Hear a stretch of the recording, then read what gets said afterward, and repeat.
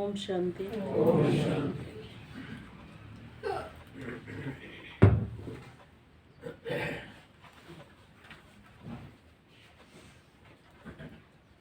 आज के बाबा के 9 तारीख के महावाक्य हैं। आज बाबा ने कहा ज्ञान की धारणा सहज किसको हो सकती है,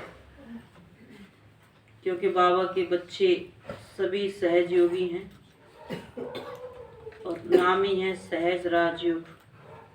तो ज्ञान की सहज धारणा किसको हो सकती है? तो बाबा ने कहा जो बाबा की याद में भोजन बनाते हैं, बाबा की याद में भोजन खाते हैं और भोजन में बहुत शुद्धता का परहेज रखते हैं। तो बाबा ने कहा उनकी धारणा अच्छी होती है तो पुराने संस्कार सुधरते हैं, पुरानी आदतें सुधरती है। अच्छी धारणा होगी तो संस्कार कैसे भी होंगे चेंज हो जाएंगे। अगर धारणा अच्छी नहीं है और चाहते हैं कि हमारी विचारधाराएं चेंज हो तो वो बिना धारणा के, बिना शुद्धिकरण के भोजन शुद्ध ना हो तो ऐसा बाबा ने कहा नहीं हो सकता है। दुनिया में भी कहा जाता है जैसा अन्न वैसा मन, जैसा पानी वैसी वाणी। तो कहने की बात नहीं है, ये जिसने भी कहा है जरूर कुछ अपने जीवन में उसको देखा होगा, प्रैक्टिकल किया होगा तब कहा है। तो आज के बाबा के महावाक्य, बाबा ने कहा मीठे बच्चे तुम्हें बाप के ऑक्यूपेशन और गुणों सहित उसे याद करना है।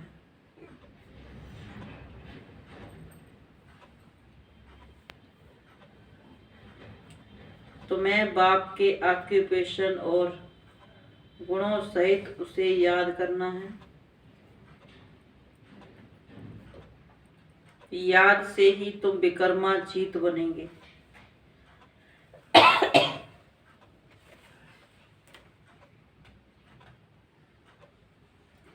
विकारों की मैल भस्म होगी।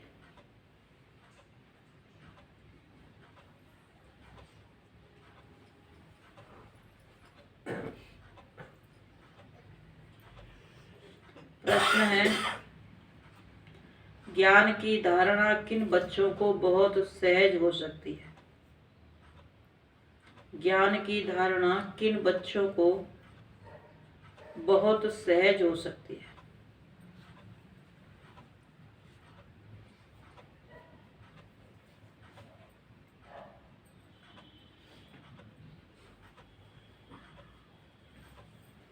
बाबा ने कहा उत्तर में जिनमें कोई भी पुराने उल्टे सुलटे संस्कार नहीं है।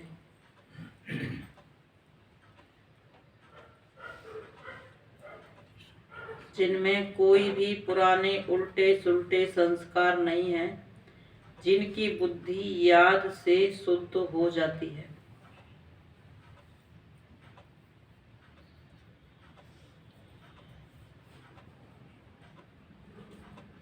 उन्हें ज्ञान की बहुत अच्छी धारणा होती है। जिनकी बुद्धि याद से शुद्ध हो जाती है उन्हें ज्ञान की बहुत अच्छी धारणा होती है।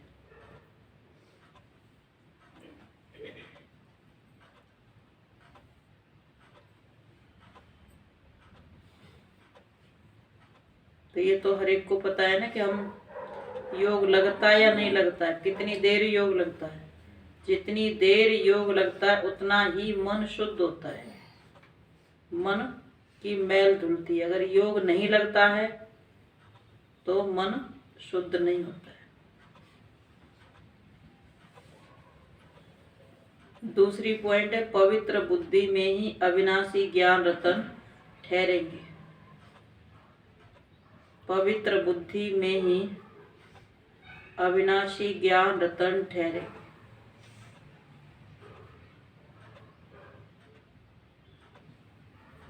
जैसे इतनी धारणा तो हो गई कि चलो ज्ञान तो याद रहता है, लेकिन उससे और आगे चल के धारणा कि जो ज्ञान हमें याद रहता है वो हमारे जीवन में उतर जाए, प्रैक्टिकल में आ जाए, उसके लिए और ज्यादा शुद्धता चाहिए। तो बाबा ने कहा तीसरा है भोजन बहुत शुद्ध हो।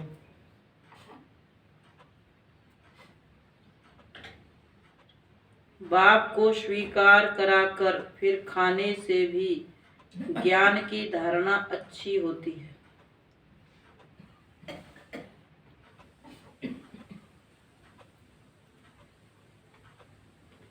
ज्ञान को धारण करते करते तुम मुरलीधर बन जाते हो।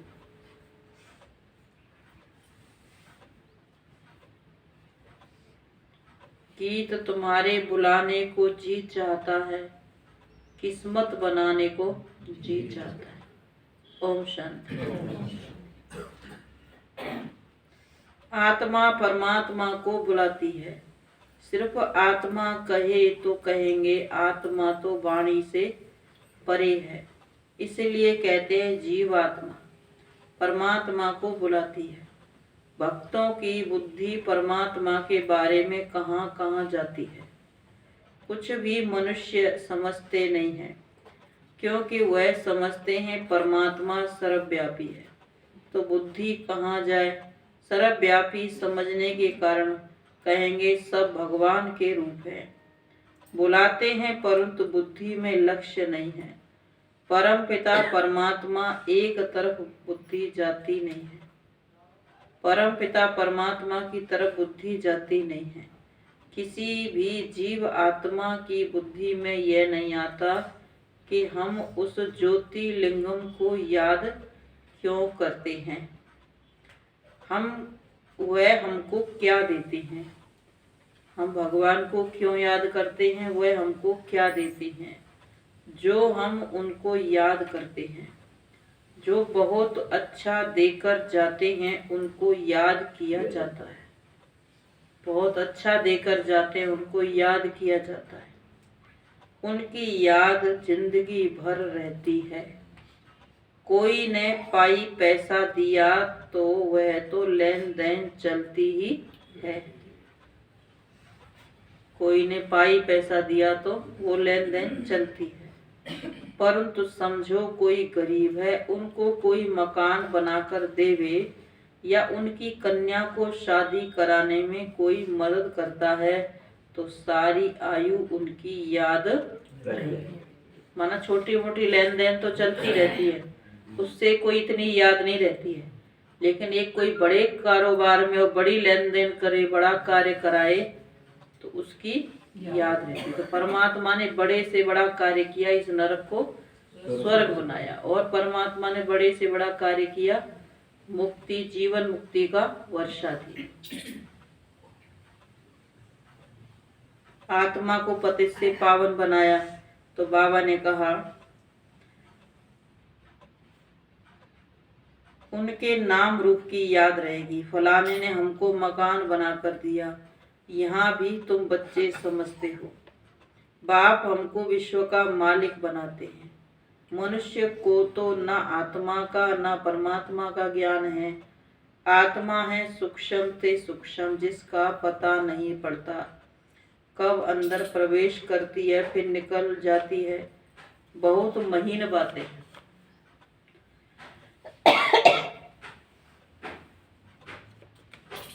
तो बाबा ने कहा उनका साक्षात्कार भी दिव्य दृष्टि से देख सकते हैं। वह ब्रह्म कहते हैं तो ब्रह्म का भी साक्षात्कार हो पड़ेगा। अखंड लाइट ही लाइट देखने में आएगी। ब्रह्म तत्व तो जरूर बड़ी रोशनी देखने में आएगी, परंतु परमात्मा कोई वह चीज तो नहीं है ना। ऐसी चीज तो नहीं है जो देखने में आए। जो मनुष्य समझ बैठे हैं कि भगवान हजारों सूर्यों से तेजोमय है, या राम जैसा या कृष्ण जैसा है, जो मनुष्य समझ बैठे हैं, तुम बच्चों की बुद्धि में भी आगे लिंग रूप रहता था, अभी तो बुद्धि में है कि वह स्टार है। आत्मा का वही रूप है। दूसरा बाबा ने कहा दूसरा कोई भी चीज, माना दूसरी कोई भी चीज हो नहीं सकती। परमात्मा भी वही बिंदी रूप है। अब लक्ष्मी नारायण की इतनी महिमा है, उनमें क्या ब्यूटी है। लक्ष्मी नारायण की महिमा क्यों करते हैं? भगवान तो एक ही देने वाला है, तो उनमें क्या सुंदरता है ऐसी जो उनकी महिमा है। आत्मा और शरीर दोनों सतो प्रधान है। क्या सुंदरता है? बाबा ने कहा आत्मा और शरीर दोनों सतो प्रधान है, पवित्र हैं, हर्षित मुख हैं, गोरे हैं। आत्मा तो बहुत सूक्ष्म चीज है ना। आज की दुनिया में भले कोई कितना सकल सूरत पे जाए, लेकिन आत्मा तो तमो प्रधान और पतित है ना। तो बाबा ने कहा आत्मा तो बहुत सूक्ष्म चीज है ना। समझाया जाता है आत्मा मैली हो जाती है तो लाइट कम हो जाती है। यह लाइट कम और जास्ती की भी बहुत महीन बात है। हम दीपक का मिसाल देते हैं, परंतु आत्मा उनसे भी छोटा सा स्टार है। साक्षात्कार होता है, देखा और गया। अब तुम बाप का सिमरण करते हो। परमात्मा का ज्योति का साक्षात्कार किसी को हो भी जाता है तो 1 सेकंड के लिए, फिर वह गया। अब तुम बाप का सिमरण करते हो। बाप ने अपना रूप बताया है। तुम जानते हो शिव बाबा को याद करने से विकर्म विनाश होते हैं। भल और मनुष्य शिव को याद करते हैं, परंतु इस ज्ञान से याद नहीं करते। वह जानते नहीं हैं। न जानने के कारण विकर्म विनाश नहीं हो सकते। बाबा ने कहा मनुष्य परमात्मा को नहीं जानते तो उनके बिना जाने अगर याद करते हैं तो विकर्म विनाश नहीं होते।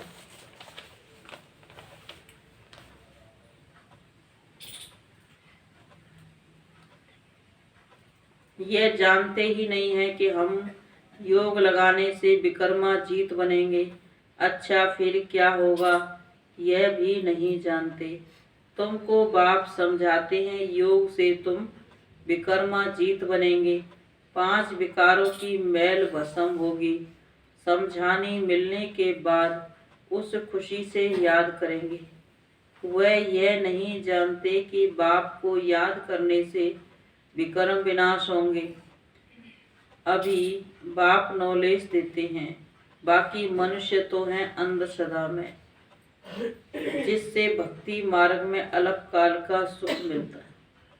अंधश्रद्धा में दुनिया रोज मंदिर जा रही है, सवेरे सवेरे भी चले जाते हैं कि चाहे सर्दी हो गर्मी हो, लेकिन जाते जरूर है।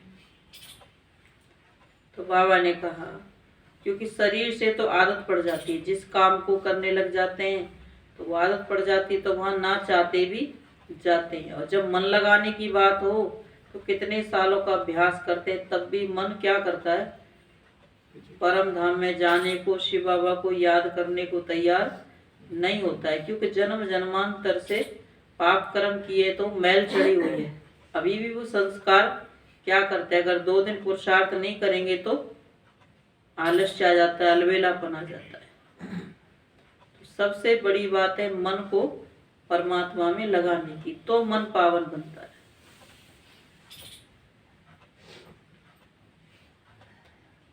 तो तुमको बाप समझाते हैं योग से ही तुम विकर्मा जीत बनेंगे।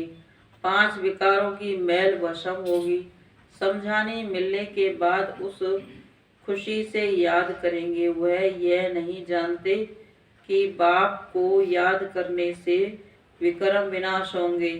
अभी बाप नॉलेज देते हैं, बाकी मनुष्य तो है अंधश्रद्धा में, जिससे भक्ति मार्ग में अलग काल सुख मिलता है। अब उनको यहाँ बुलाते हैं, तुम जानते हो बुलाने की तो दरकार नहीं है। परमात्मा को बुलाते हैं तो बाबा ने कहा तुम बुलाते हो, तुम जानते हो बुलाने की तो दरकार नहीं है। इसलिए बुलाते हैं परमात्मा को, द्वापर युग से बुलाते हैं। इसलिए बुलाते हैं अपने काम कराने के लिए, अपने स्वार्थ के लिए बुलाते हैं। नहीं तो कलयुग के अंत में भी बुलाते हो, परमात्मा आ भी चुका है। अभी भी परमात्मा की तरफ आने का, ज्ञान सुनने का, उसका बनने का उनका मन नहीं करता है, अभी वही भागते हैं संबंधों में और फिर एक तरफ परमात्मा को बुलाते हैं। तो अगर परमात्मा ऐसे उनके कहने से द्वापर युग से आ जाता तो क्या करते? वो परमात्मा के बनते नहीं, अभी भी नहीं बन रहे, कलयुग के अंत में भी कोटों में कोई में भी कोई बनते हैं, उनमें भी यथाशक्ति नंबरवार बनते हैं। तो परमात्मा तो जाने जाना है। तो इसीलिए भगवान ने इतने देवी देवताओं को बनाया है कि छोटे छोटे काम जो मांगने के हैं तो देवी देवताओं से मांगते हैं तो भगवान उनके द्वारा उनकी भावना पूरी कर देता है। तो अब उनमें आस्था बैठ गई, अब उनको ही भगवान मानने लगे। बाबा ने कहा बाकी मनुष्य तो अंधश्रद्धा में जिससे भक्ति मार्ग में अल्पकाल सुख मिलता है वह उनको यहाँ बुलाते हैं। तुम जानते हो बुलाने की तो दरकार नहीं है, जबकि परमात्मा को जानते ही नहीं है तो फिर बुलाते कैसे हैं? जिसको याद किया जाता है उनके महत्व को, ऑक्यूपेशन को, गुणों को जानना चाहिए। परमात्मा की पहचान कोई के पास भी है नहीं, इसलिए जन्म जन्मांतर क्या क्या करते आए हैं कुछ भी समझ नहीं है। अब बाप बैठ समझाते हैं, गीत में भी है, कहते हैं ना, बाबा आप आकर के ज्ञान सुनाओ तो हम सुनकर फिर औरों को सुनाएंगे। जैसे शास्त्रों में आटे में नमक, वैसे इन भक्ति मार्ग के गीता में भी थोड़ा बहुत है। जैसे आटे में नमक मिसल, बाबा ने कहा भक्ति मार्ग में या गीता में भी परमात्मा के बारे में कुछ कुछ है। यह गीत बाप की महिमा में है। बाप को बुलाते हैं कि आप आकर हमको सुनाओ तो वह फिर औरों को सुनाएंगे।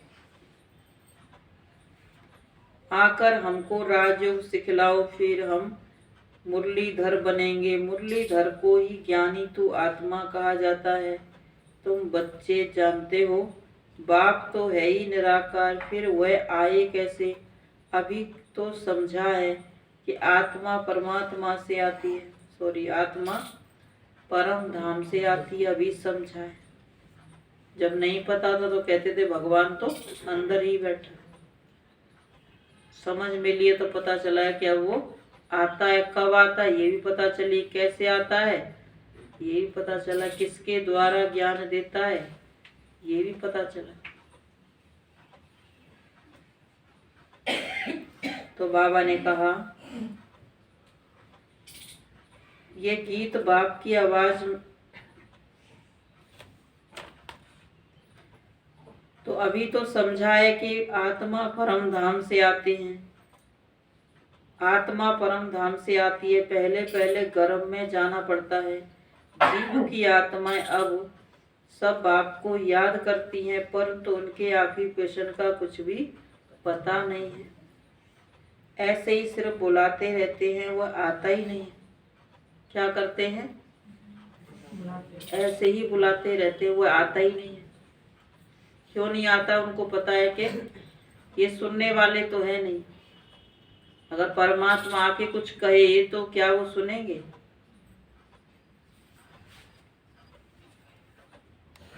तो बाबा ने कहा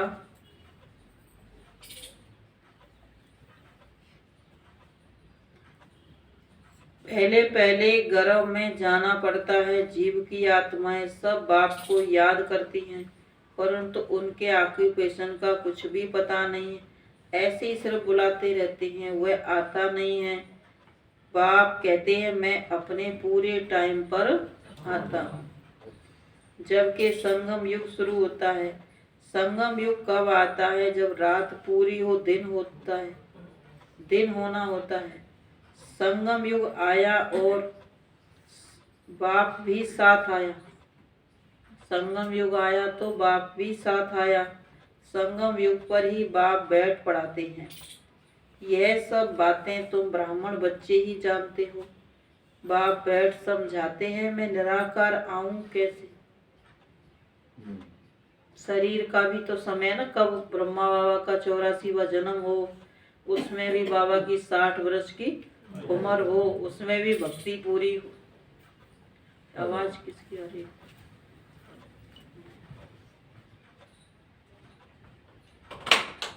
तो बाबा ने कहा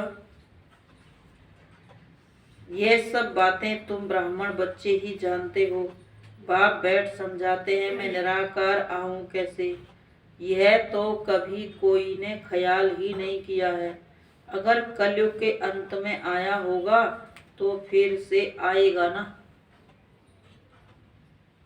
कलयुग अंत और सतयुग आदि के संगम पर आता है।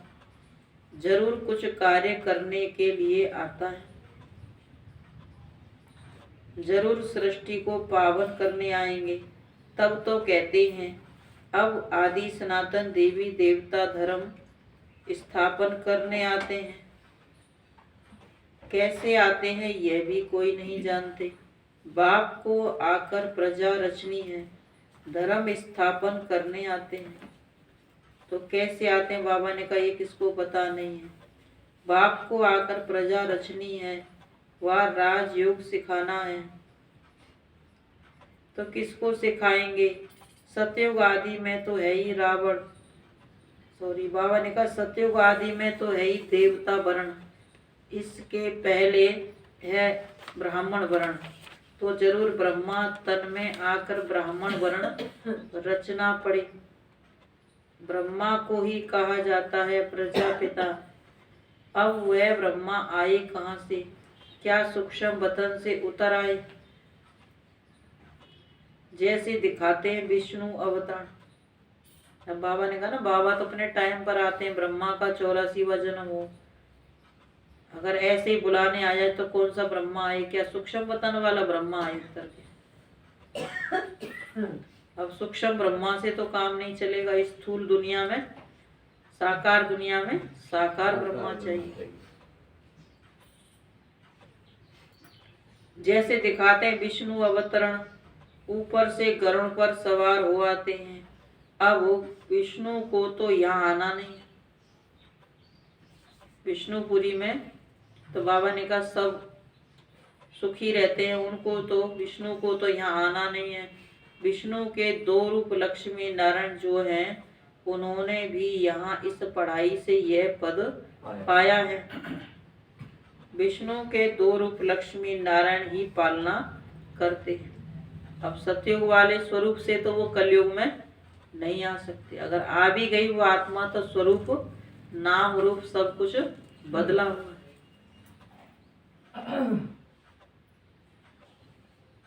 परंतु ऐसे कोई गरुड़ पर उतरते नहीं है। और फिर वहां लक्ष्मी नारायण की आत्मा कोई इकट्ठी नहीं आती। सतयुग में तो चलो साथ रहे लक्ष्मी नारायण, अब एक ही जन्म साथ रहे, जरूरी थोड़ी दूसरे जन्म में वही लक्ष्मी नारायण होंगे या वो साथ रहेंगे। वो आत्मा भी जन्म मरण के चक्कर में आते आते और अंतिम जन्म में ब्रह्मा सरस्वती के नाम से शिव बाबा ने बताया। वो भी शिव बाबा ने बताया कि ये ब्रह्मा ही श्री कृष्ण थे, ये जगदम्बा सरस्वती ही श्री राधे थी। तो वो एक परिवार में थोड़ी थे, अलग अलग निकले। कहाँ कहाँ से निकले? तो बाबा कहते हैं कि विष्णु के 2 रूप लक्ष्मी नारायण पालना करते हैं, परंतु ऐसे कोई गरुड़ पर नहीं उतरते। फिर वहां लक्ष्मी नारायण की आत्मा कोई इकट्ठी नहीं आती है। सतयुग में जो लक्ष्मी नारायण आते हैं वहां भी कोई आत्मा उन दोनों की इकट्ठी कोई एक परिवार में नहीं आती है। पहले नारायण की आत्मा आएगी, फिर लक्ष्मी की आएगी। जन्म भी अलग अलग लेते हैं। तो पहले श्री नारायण की आत्मा आएगी कृष्ण के रूप में, फिर श्री लक्ष्मी की आत्मा आएगी श्री राधा के रूप में।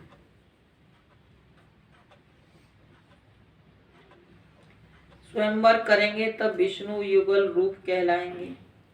राधे कृष्ण बरोबर विष्णु के 2 रूप हैं। सच्चाई में तो राधे कृष्ण विष्णु के 2 रूप, क्योंकि राधे कृष्ण ही बड़े होते हैं तब लक्ष्मी नारायण बनते हैं। लक्ष्मी नारायण का कंबाइंड रूप विष्णु है। अगर राधे कृष्ण ही ना हो तो लक्ष्मी नारायण कहाँ से आएंगे?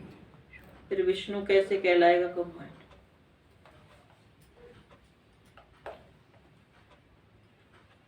तो राधे कृष्ण बरोबर विष्णु के दो रूप हैं।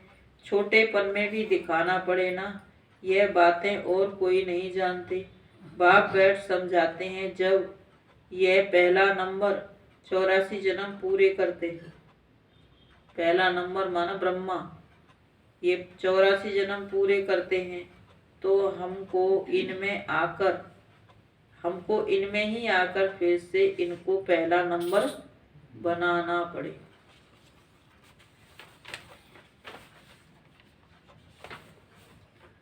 चौरासी जन्म भोग जरूर वृद्ध अवस्था को पाया होगा, तो उनका नाम रखा है ब्रह्मा, इनमें प्रवेश किया है।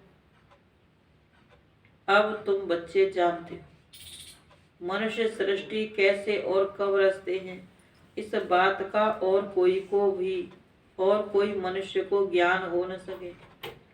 मनुष्य जब कोई अच्छी नई चीज की इन्वेंशन निकालते हैं तो गवर्नमेंट के पास जाते हैं, फिर वह उसको वृद्धि में लाने में मदद करती है। यह बाप भी ऐसे है। पहले बाप आया है, इसमें प्रवेश हुआ, इनमें बैठ ज्ञान दिया। पहले थोड़ा थोड़ा था, फिर अब वृद्धि को पाता जाता है। पहले थोड़ा थोड़ा ज्ञान दिया, ओम की ध्वनि लगाई, आत्मा का ज्ञान दिया, फिर धीरे धीरे परमात्मा का परिचय मिला। अब तो पूरा ही ज्ञान, सृष्टि चक्र का ज्ञान, सब। अब विस्तार कितना हो गया ज्ञान का। तो बाबा ने कहा पहले थोड़ा थोड़ा था, अब वृद्धि को पाता जाता है। कितनी गुह्य बातें सुन रहे हो। पहले हल्का था ज्ञान, अब गहरा मिलता जाता है। परंतु आत्मा में पुराने उल्टे सुलटे भक्ति के संस्कार जो हैं, वह जब निकले तब ज्ञान की धारणा हो। पहले थोड़ा ज्ञान था लेकिन गहराई का था, लगन थी, तो क्या था, अनुभवी बन गए थोड़े ज्ञान में। अभी ज्ञान बहुत है, विस्तार से है, लेकिन फिर भी परमात्मा के प्रति आस्था, प्यार को, विश्वास को वो कम है। इसलिए उसकी तरफ होते हुए भी, समझ होते हुए भी नहीं आते। तो बाबा ने कहा कितनी गुह्य बातें तुम सुन रहे हो। पहले हल्का ज्ञान था, अब गहरा मिलता जाता है। परंतु आत्मा में पुराने उल्टे सुलटे भक्ति के संस्कार जो है, वह जब निकले तब ज्ञान की धारणा हो। पुराने संस्कार जब निकले, उल्टे सुलटे संस्कार, भक्ति के, पूजा पाठ के भी उल्टे सुलटे संस्कार, क्योंकि माथा टेकते रहते हैं, हर जगह जाते रहते हैं, बाकी सच्चाई क्या है, जिनके आगे माथा टेक रहे वो कब बने, कैसे बने, कब बनाया उनको, उनके बारे में तो कुछ भी जानते नहीं है। तो ज्ञान की धारणा हो, योग हो, तब विकर्म विनाश होते जाएंगे और बुद्धि शुद्ध होती जाएगी। पहले थोड़ा भी ज्ञान सुनने से कितना नशा चढ़ा और भागे। बाबा के शुरू में बच्चे बने, कितना निश्चय और नशा चढ़ा और भागे। फिर कितने टूट भी पड़े, थोड़े समय चले और फिर उनमें से टूट भी पड़े। माया भी हैरान कर देती है। अब ब्रह्मा के बच्चे वह हो गए, ब्रह्मा कुमार और ब्रह्मा कुमारियां। यह पूरी रीति समझाना है, नहीं तो मनुष्य डरते हैं। अब आपको तो जरूर ब्रह्मा का शरीर लेना पड़े, तो भी बड़ा चाहिए। छोटे बच्चे में प्रवेश करेंगे क्या? बाबा ने कहा भगवान को शरीर भी बड़ा अनुभवी चाहिए, छोटे बच्चे में प्रवेश करेंगे क्या?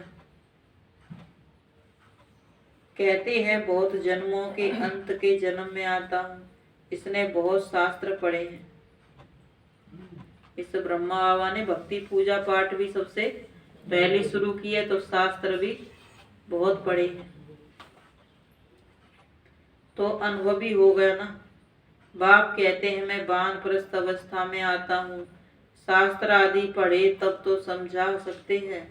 अब तुम बच्चे जानते हो कैसे बाबा आता है और आकर मनुष्य से देवता बनाते हैं, अर्थात पुरानी दुनिया को नया बनाते हैं। तुमको अभी नया बना रहे हैं।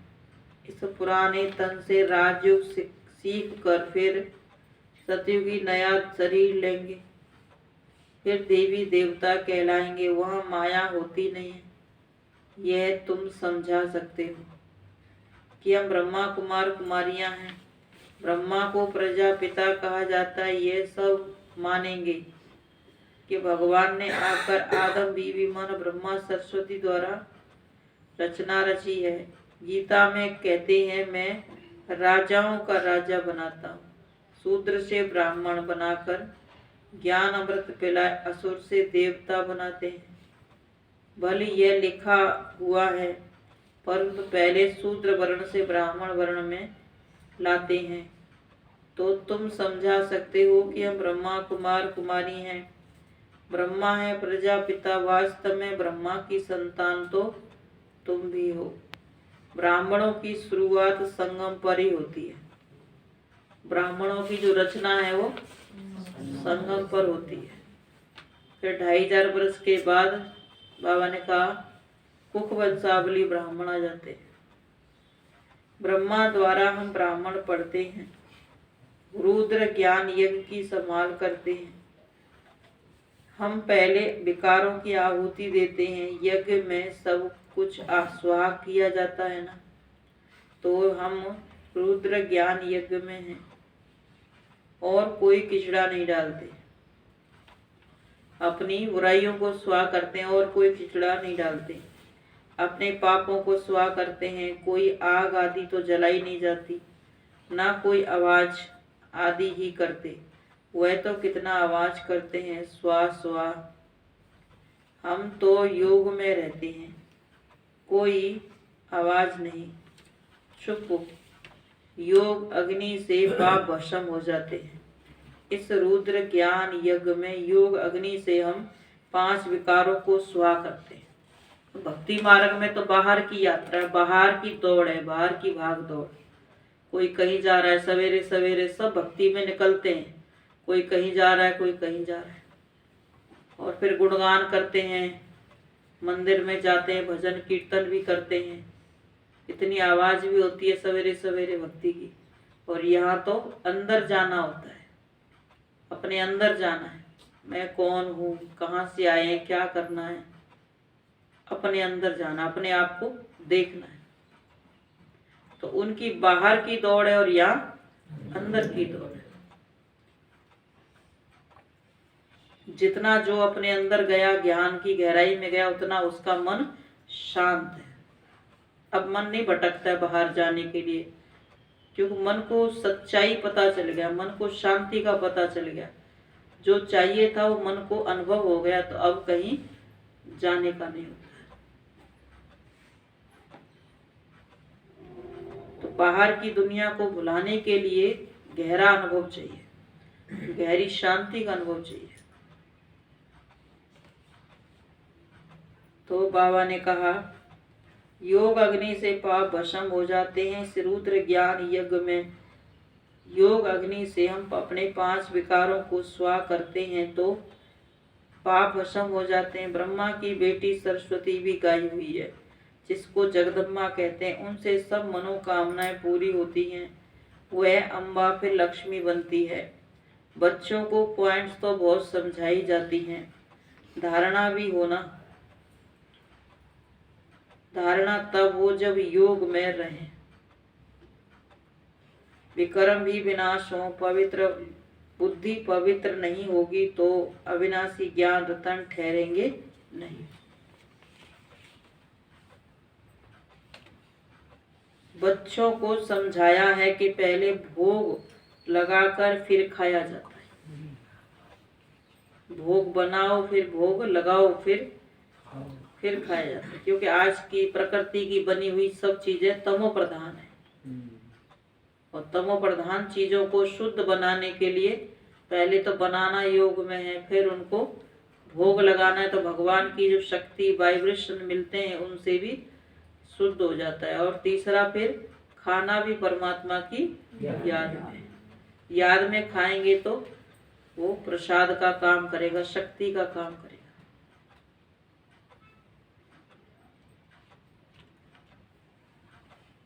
तो बुद्धि पवित्र नहीं होगी तो अविनाशी रतन ज्ञान रतन ठहरेंगे नहीं। अब कई प्रसाद की रीति रस्म हम प्रसाद ले जाएंगे, उनको खिलाएंगे। अब आप बताओ, उनका ज्ञान योग है नहीं, खाली प्रसाद से। बाबा तो कहता है ना, बनाने वाले पहले बनाना योग में, फिर खाना योग में। और वो आपने ऐसे ही खिला दिया, उन्होंने क्या किया? ना उनका ज्ञान है ना योग है, तो उनका क्या होगा? बस हाँ, खुश हो जाएंगे, भगवान का प्रसाद मिल गया, लेकिन धारणा नहीं होगी, समझ में नहीं आएगा। तो बच्चों को पॉइंट तो बहुत समझाई जाती है, धारणा भी हो। धारणा तब हो जब योग में रहें, फिर विक्रम भी विनाश हो। बुद्धि पवित्र नहीं होगी तो अविनाशी ज्ञान रतन ठहरेंगे नहीं। बच्चों को समझाया है कि पहले भोग लगाकर फिर खाया जाता है, क्योंकि उनका ही सब दिया हुआ है। भगवान को क्यों भोग लगाया जाता है? रिस्पेक्ट है उसका, कि उसका ही सब कुछ दिया हुआ है। तो पहले उनको याद कर भोग लगाते, आवाहन किया जाता है। फिर जैसे के साथ में मिलकर खाते, पहले बाबा का आह्वान करते हैं। ऐसे नहीं कि भक्ति मार्ग में जब खाते हैं तो थाली में से नीचे निकाल कर रख देते हैं तिनका, फिर कहेंगे ये भगवान का है। अब नीचे जो निकाल के डाल दिया वो तो भगवान खाएगा, और खुद खाएंगे थाली में, तो कितना निरादर करते हैं भगवान का भक्ति में। तब परमात्मा ने कहा कि आपको उसी थाली में, अगर वैसे तो भोग लगता ही है, फिर भी आप खाते हो तो उसी में दृष्टि दो, परमात्मा की याद की दृष्टि डालो कि ये भोग पवित्र बनता जा रहा है, प्रसाद बनता जा रहा है। और जब भोग लगा करके उसको पवित्र बना कर फिर परमात्मा की याद में खाओ। तो उसको खिलाया, पहले उसको याद किया माना, आह्वान किया माना, पहले उसको खिलाया, फिर उसकी दृष्टि से वो शुद्ध पवित्र बना, फिर खुद खाओ।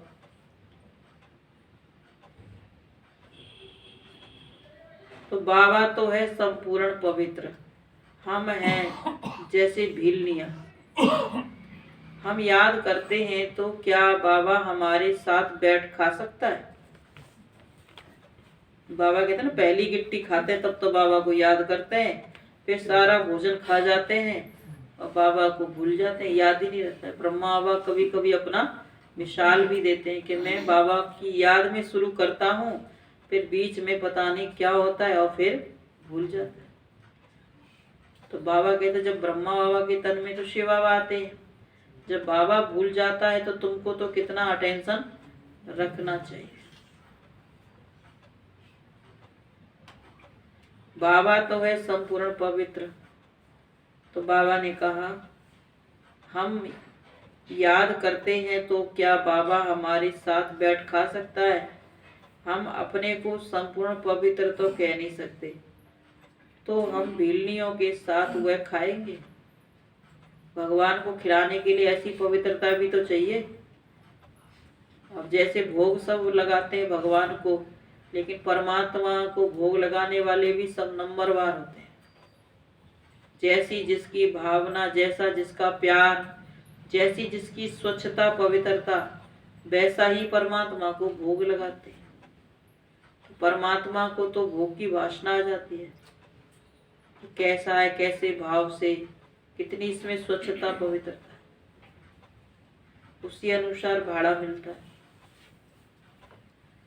शक्ति मिलती है। तो हम याद करते हैं तो क्या बाबा हमारे साथ बैठ खा सकता है? तो बाबा ने कहा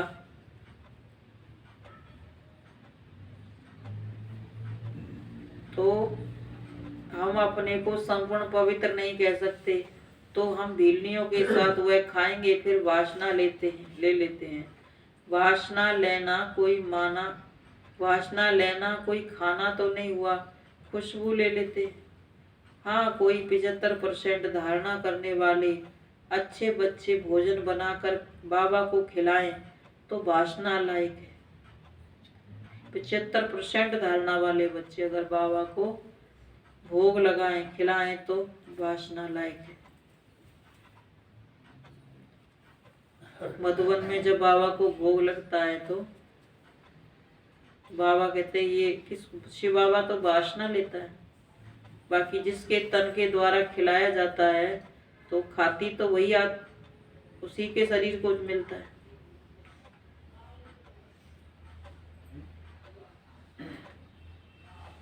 तो लायक भी हो, क्योंकि बाबा है बिल्कुल शुद्ध। हम पतित के हाथ का खाए, यह लॉ नहीं कहता। अब बाबा कहते 75% धारणा वाले बच्चे ही अच्छे बच्चे भोजन बनाकर बाबा को खिलाएं तो वासना लायक भी हो, क्योंकि बाबा है बिल्कुल शुद्ध। वह हम पतित के साथ खाए, यह लॉ नहीं कहता। वह वासना ले सकता होगा,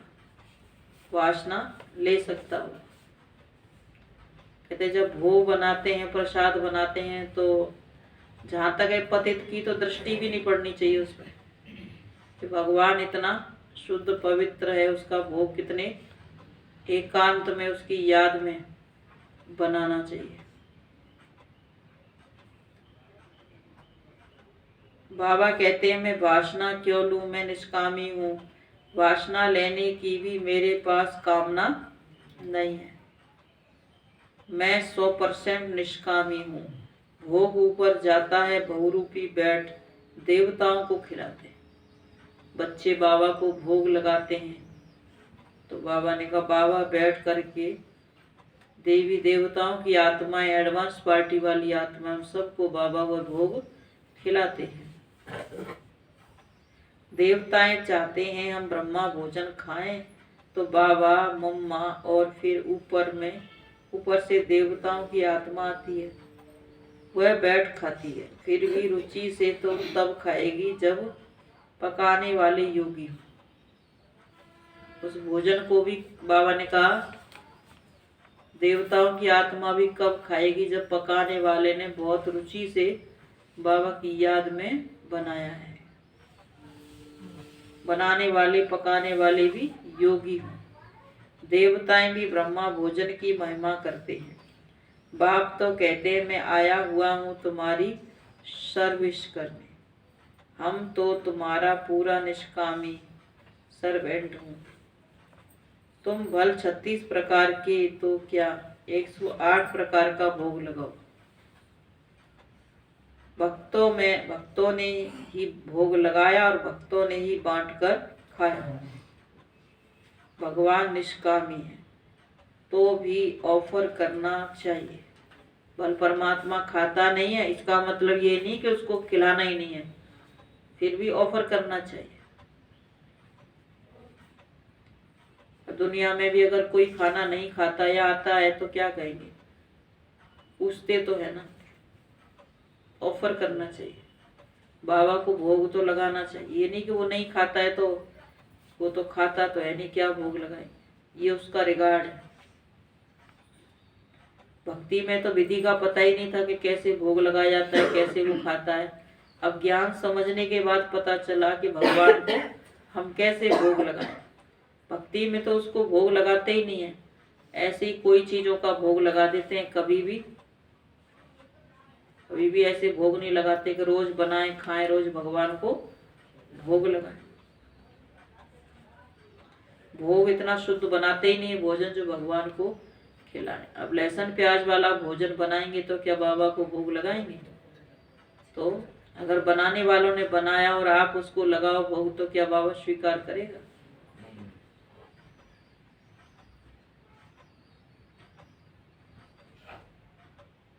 भक्तों ने ही भोग लगाया और भक्तों ने ही बांट खाया। भगवान निष्कामी है तो भी ऑफर करना चाहिए। बड़े राजाएं कभी अपने हाथ में नहीं लेते, उनमें भी किस्म किस्म के होते हैं, कोई ले भी लेते हैं। बाबा का तो राजाओं आदि से कनेक्शन रहा है ना, तो हम बाबा को भोग लगाते हैं। कामना है कि हम बाबा से विश्व का मालिक बनने का राजा ही ले, इसलिए भोग लगाते हैं बाबा को। कि कामना है कि बाबा से हम भविष्य में 21 जन्म की राजा ही लेते तो हमारे भंडारे भरपूर हो गए। तो हर रोज भोग लगाते, हर रोज। तो पूरे संगम युग पर ही क्या किया, भोग लगा करके खाया। तो 21 जन्म की राजाई मिल रही है, तो भंडारे भी तो 21 जन्म के भरपूर होंगे। कभी कामना भी नहीं है, कभी मांगना भी नहीं है, इच्छा भी नहीं कि ये चाहिए वहां पर।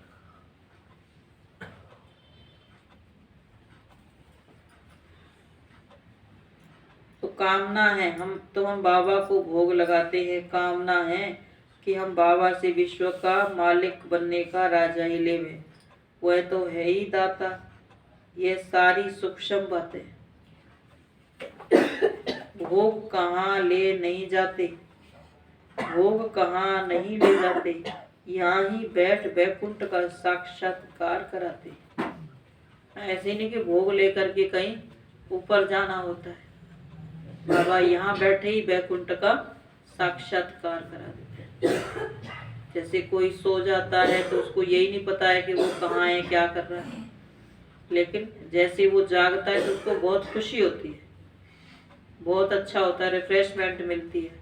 इसी तरह से जब भोग लगता है तो उसकी वासना मिलती है तो खुशी मिलती है। देवताएं तो उसकी वासना से ही तृप्त हो जाते हैं।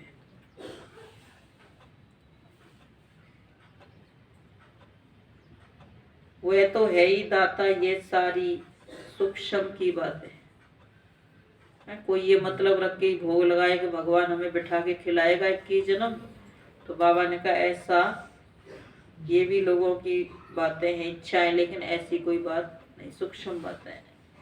भोग कहाँ नहीं ले जाते, यहाँ ही बैठ बैकुंठ का साक्षात्कार कराते हैं।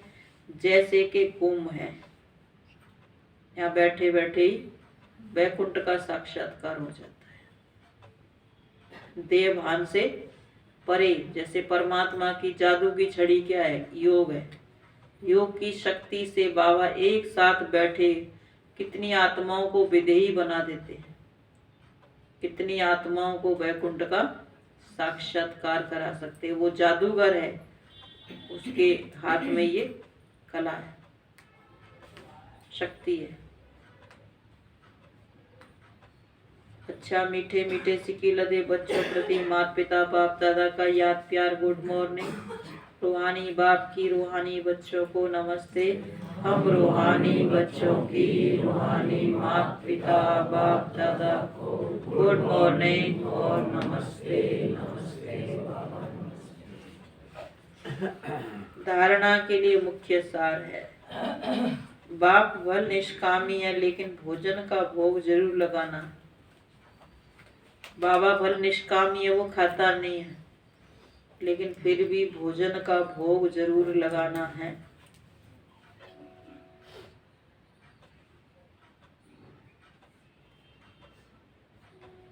बहुत शुद्धि से भोजन बनाकर बाबा के साथ बैठकर खाना।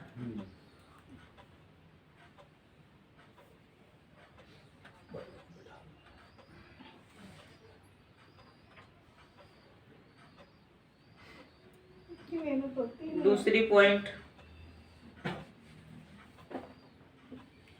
इस रुद्र यज्ञ में योग बल से अपने पाप स्वाहा करने हैं।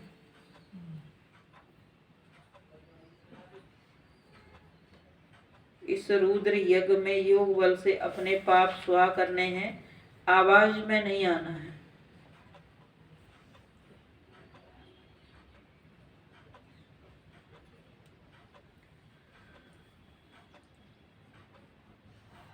चुप रहना है।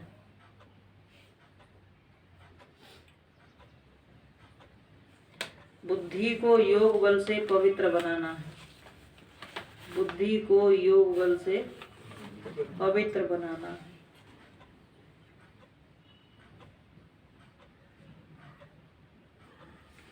वरदान है, न्यारे और प्यारे पद की विशेषता द्वारा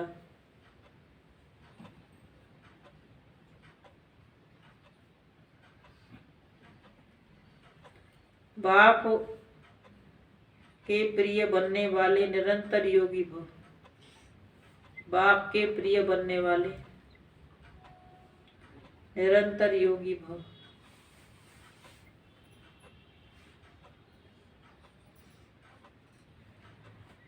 मैं बाप का कितना प्यारा हूं, इसका हिसाब न्यारेपन से लगा सकते हो। कहते जितना न्यारा उतना ही बाप का प्यारा।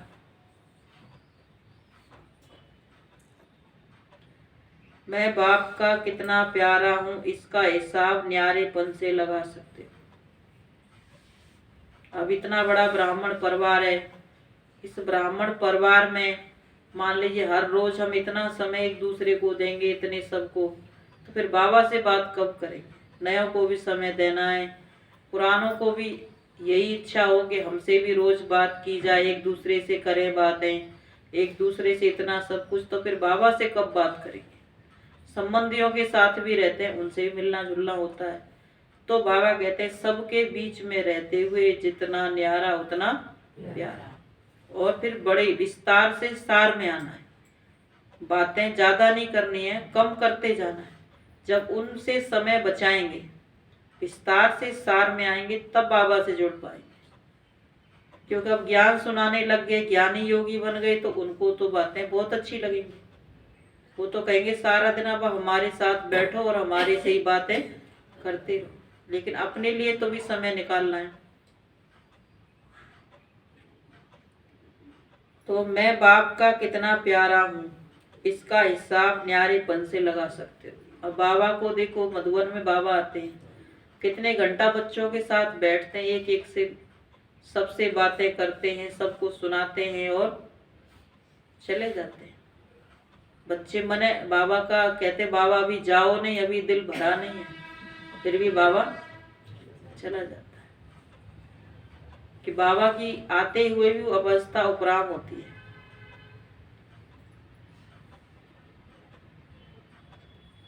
तो मैं बाप का कितना प्यारा हूँ, इसका हिसाब न्यारेपन से लगा सकते हो।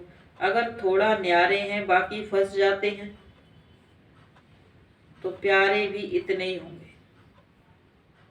थोड़े न्यारे हैं, बाकी फंस जाते हैं, तो प्यारे भी इतने ही होंगे।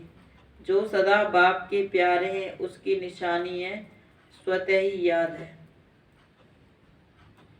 प्यारी चीज स्वतः और निरंतर याद रहती है। तो ये कल्प कल्प की प्रिय चीज है। ऐसी प्रिय वस्तु भूल कह सकते हो। भूलते तब हो जब बाप से भी अधिक कोई व्यक्ति व वस्तु को प्रिय समझने लगते हो। बाबा की याद कब भूलते, जब बाप से भी अधिक कोई वस्तु या व्यक्ति को प्रिय समझने लगते हो। अगर सदा बाप को प्रिय समझो तो निरंतर योगी बन जाएंगे। अगर सदा बाप को प्रिय समझो तो निरंतर योगी बन जाएंगे। स्लोगन, जो अपने नाम मान शान का त्याग कर बेहद सेवा में रहते हैं, वही परोपकारी है। जो अपने नाम मान शान का त्याग कर बेहद सेवा में रहते हैं, वही परोपकारी।